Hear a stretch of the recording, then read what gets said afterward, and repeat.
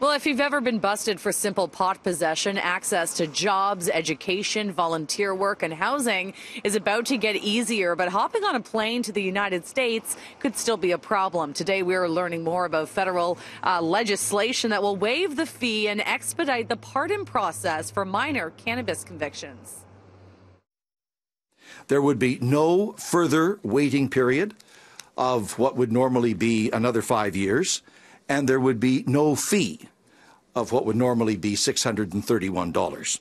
It's estimated up to 500,000 Canadians are living with criminal records for minor pot possession, with Black and Indigenous people overrepresented in those arrest numbers. Now that the Trudeau government is moving forward on a legalization day promise to provide pardons, what does that actually mean? If they go to get a criminal background check to volunteer at their kids' school, is this pardon going to take that off that record? So theoretically, this should assist those kinds of people in those situations. So where a person is going to get a criminal record check, the most basic criminal record background check, this offense, if it has been pardoned, should not appear on that person's record. That's not to say that it can't appear. It can appear, and I've heard of cases where it is appearing because the record isn't actually destroyed by the government. It's just set aside.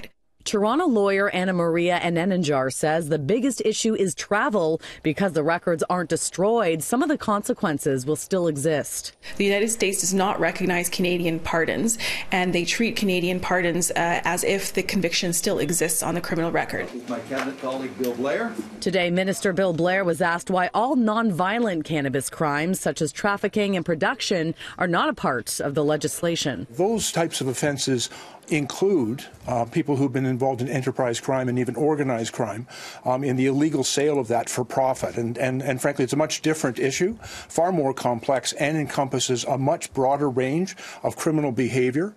Many advocates have been calling on the federal government to fully wipe clean or expunge minor criminal records, a move the state of California made back in 2016. This is about a bigger story, and that bigger story is the fact that decades of disproportionate and unequal enforcement has really targeted and harmed certain communities. And expungement is a measure that is taken by a government to not only communicate that we're forgiving people for having committed these offenses, but perhaps that they shouldn't have been committed in the first place, and that in their implementation, in their enforcement, there was an injustice.